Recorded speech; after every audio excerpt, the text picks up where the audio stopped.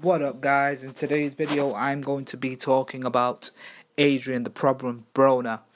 Adrien Broner is a former 4-weight world champion, having held the WBO junior lightweight title, WBC lightweight title, WBA welterweight title and the WBA super lightweight title. Let's just touch upon Adrien Broner being released recently out of prison, the 30 days that he did in prison. Adrien Broner, for me, I was watching the video on his Instagram that when he was released, he straight away had his gym gear on, as in his joggers and stuff, and got his trainers on and went for a run. Now, he looked in decent shape itself, Adrien Broner did. He looked in good shape. In general, he didn't look in fighting shape, but he looked in good shape in general. So there's talks apparently of Adrien Broner looking like he might be facing Ricky Burns. Ricky Burns has recently won the WBA super lightweight title, so he'll be defending that soon. But it looks like next up after his defense, he'll be facing Adrien Broner.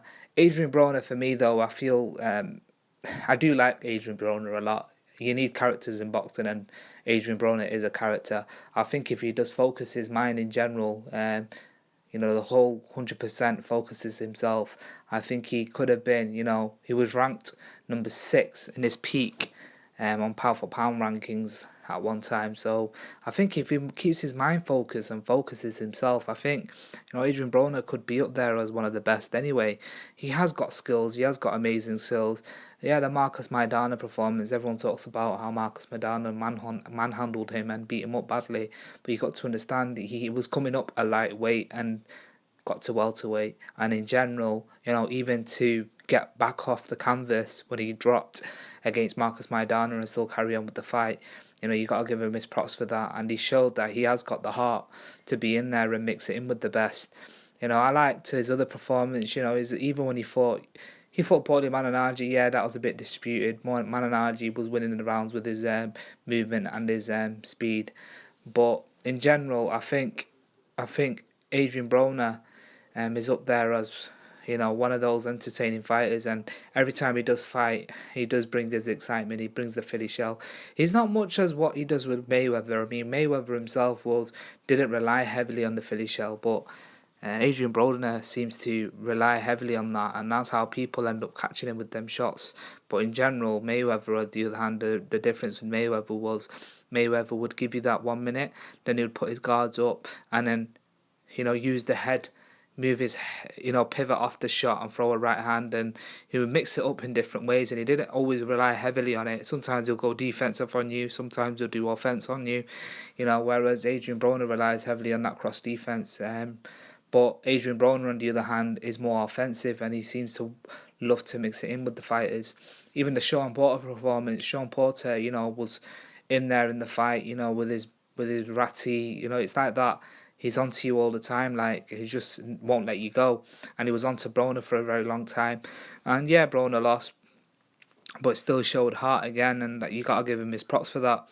The performance that stand out for me on the Adrien Broner in general was when he fought Antonio DiMarco. That was an amazing fight. A great performance from him. Adrien Broner, I thought he performed really well in that fight, and it was a great performance to see. I think the Adrien Broner on the lightweights was a lot more, different. I think in general with the lightweight Adrien Broner, when he was a lighter at the lighter weights, he seemed to be a bit more different from the other fighters in the sense of used his power a lot, used his movement a lot, and that's what gave him a lot of problems when he beat Gavin Rees as well. He showed it. It was at a lightweight. Recently as well, he beat Ashley Fearpain. That was a great fight. But Adrien Broner again was landing them big shots that he does. Those looping uppercuts and the uppercuts that he was throwing were devastating. And also against John Molina, that was a great fight. Adrien Broner, I thought, performed really well in that fight, taking off to consideration that Molina came off, a big fight that he had against Lucas Matisse, and that was a war fight of the year. That was, and he straight away went in there with Adrien Broner. So Adrien Broner, I've got to give him his credit where it's due. And the next fight, I do think he'll probably be having. There's many options he could go for. He could go for someone like a Chris Algieri. Be a that'll be a test for him. You know, Ricky Burns is a good fight, but I think he'll beat Ricky Burns and win the title anyway, because I think Adrien Broner has too much for him. There's many options out there. Robert Guerrero, he could even go back to welterweight and mix it in there with the welterweights. You know, Danny Garcia. You know, there's big fights. But how do you guys see Adrien Broner's next move? What do you see him doing? Remember to subscribe to the YouTube page, post a comment. Triple B Boxing TV. Thank you.